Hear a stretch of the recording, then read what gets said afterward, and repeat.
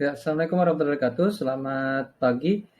Kembali bertemu di perkuliahan pengantar ilmu kebumian sebagai MOC dari FMIPA Universitas Indonesia. Masih di materi ke-6 terkait tentang tektonik lempeng, gempa bumi dan interior bumi.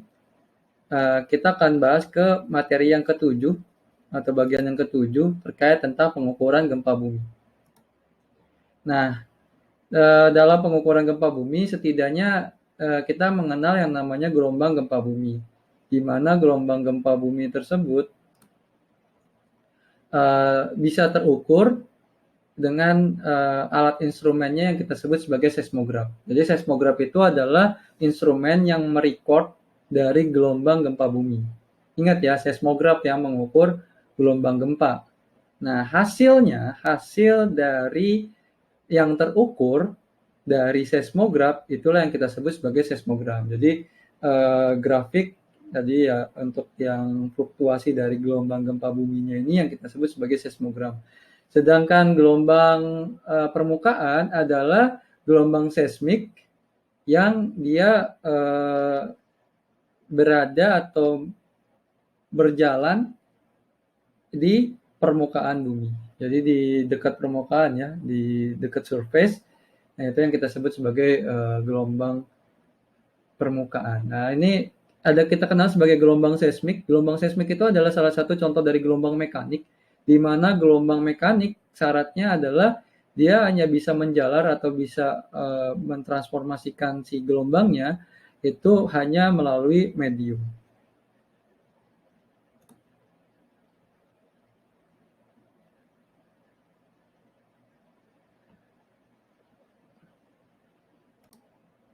Nah, ini contoh seismograf bagaimana dia ini mungkin yang ini ya yang tradisional. Jadi sistemnya ini menggunakan tadi beban berat ya, yang membuat kalau seandainya nanti ada getaran dia akan merekord setiap getaran tersebut. Dan ini adalah seismogramnya. Jadi hasil grafik ataupun tadi penggambaran dari seismograf itu direkam oleh si seismogram. Di mana ini yang pertama kali muncul, nah biasanya kita sebut sebagai gelombang P atau primer, yang ini adalah gelombang sekunderi atau gelombang sekunder. Dan nanti baru muncul yang peaknya agak besar karena dia dekat dengan permukaan yang kita sebut sebagai gelombang permukaan.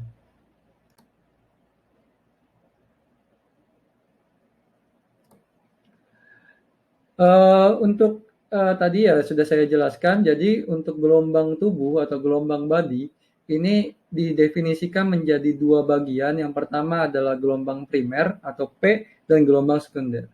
Kita akan bahas satu persatu. Gelombang P atau gelombang primer ini adalah tipikal yang dia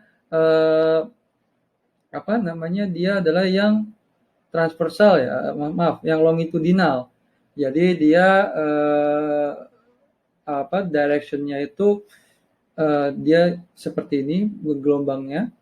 Kemudian dia bisa menjalar atau bisa mentransmisikan gelombangnya itu baik di media solid atau padat, liquid cair ataupun gas.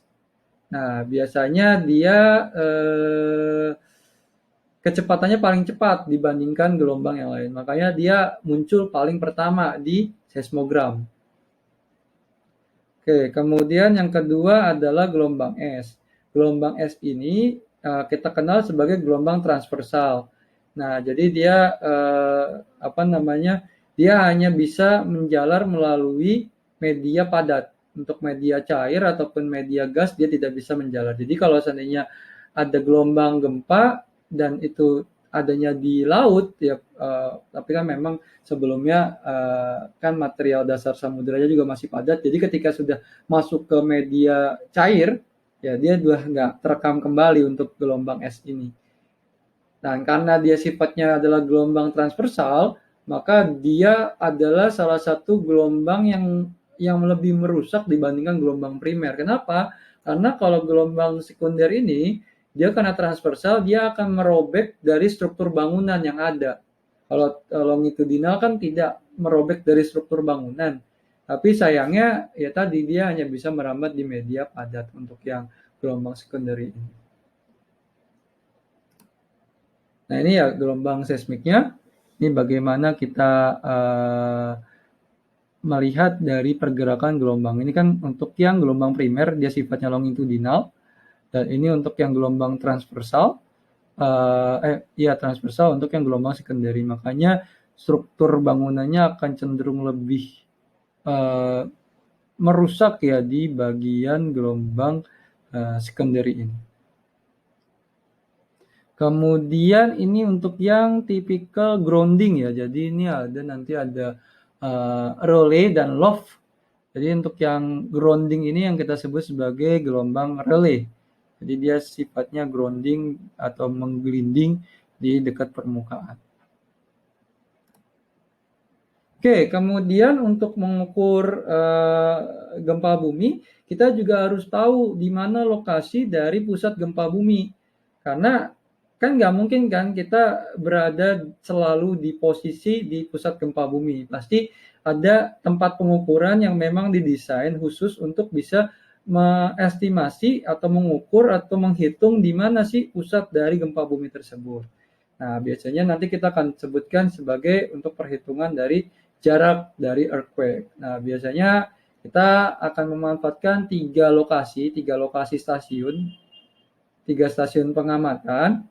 Nanti diukur tuh berapa jarak dari gelombang itu nyampe ke stasiun tersebut. Jadi kita nggak tahu jaraknya, kita hanya tahu berapa waktu tempuhnya. Jadi seberapa cepat atau seberapa lambat atau seberapa waktu yang dibutuhkan untuk gelombang bisa terekam oleh stasiun pengamatan tersebut.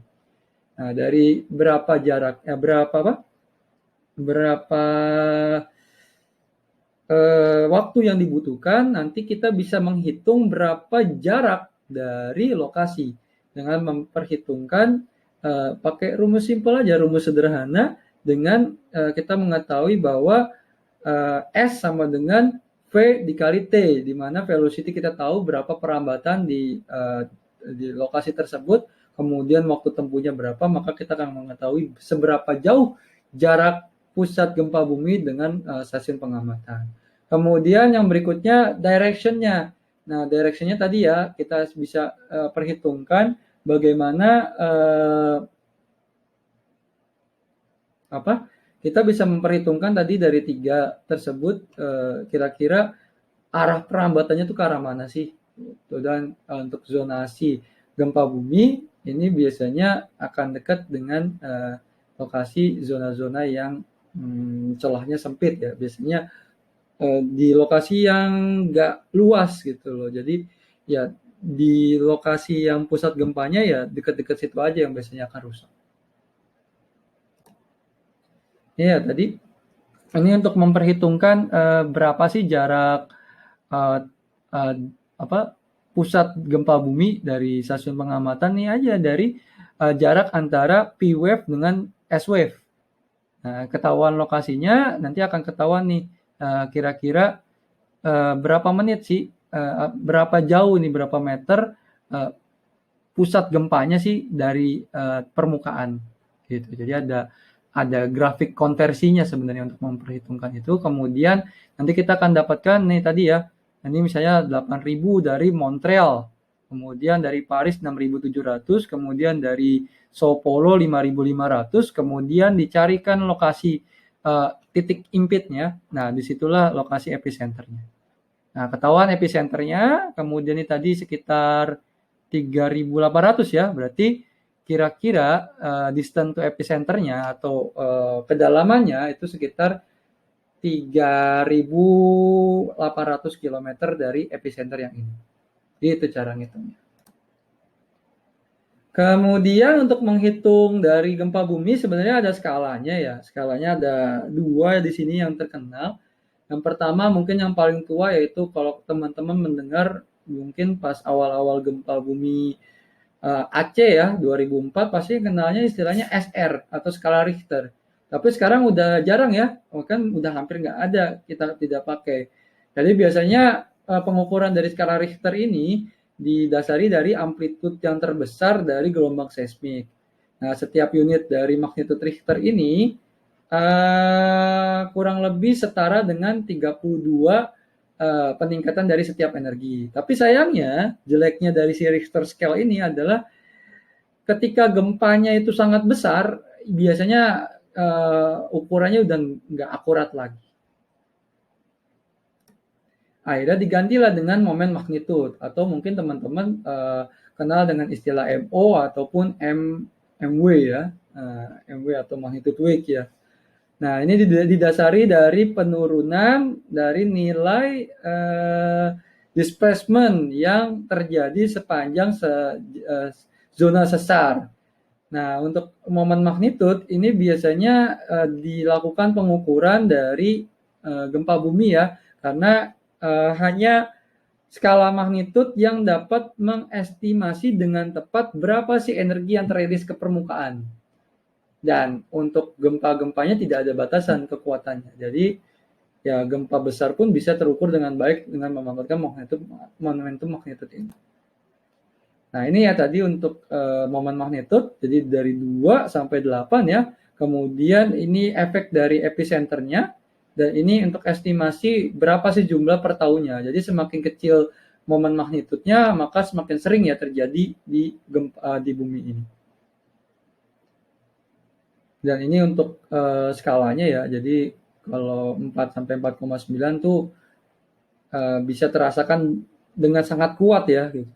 Tapi ada juga skala yang memang mengukur secara intensitas yang kita sebut sebagai Modified Mercalli Intensity atau MMI. Nah, MMI atau mungkin SIG ya, skala intensitas gempa bumi milik BMKG itu bisa terukur juga untuk seberapa berasanya sih dirasakan oleh manusia. Tapi karena MMI dan SIG ini sifatnya subjektif, tidak dijadikan pengukuran utama, karena ya mungkin masing-masing orang pasti merasakan hal yang berbeda-beda ya. Gitu. Nah, ini beberapa gempa bumi yang terjadi, yang terekam, yang besar ya. Ini ada di Charleston, di South Carolina. Ini gempa San Francisco yang terkenal juga karena di gempa San Francisco bukan dari magnitudenya yang terkenal, tapi lebih karena setelah kejadian gempa bumi terjadi kebakaran hebat setelah itu. Kemudian di tahun 23 juga sama di Tokyo, itu setelah kejadian gempa itu terjadi kebakaran. Jadi ada beberapa ini yang kejadian. Nah, ini ada gempa Cici yang terkenal karena di gempa Cici itu kita bisa melihat adanya liquefaction di daerah Taiwan. Kemudian ini mungkin nggak sampai yang 2004 ya, karena nanti di 2004 ada gempa bumi atau tsunami di Samudra Hindia ya. Kemudian di 2011 juga ada di Great East Japan atau di Jepang Timur yang terjadi juga di lokasi di tahun 2011. Oke, demikian untuk materi yang ke-7 ini. Silakan dikerjakan untuk kuisnya baik di idols ataupun di emas. Kalaupun nanti ada pertanyaan, silakan dituliskan di kolom komentar. Sekian dari saya, kurang lebihnya mohon maaf. Assalamualaikum warahmatullahi wabarakatuh. Selamat pagi. Sampai bertemu di chapter selanjutnya. Terima kasih.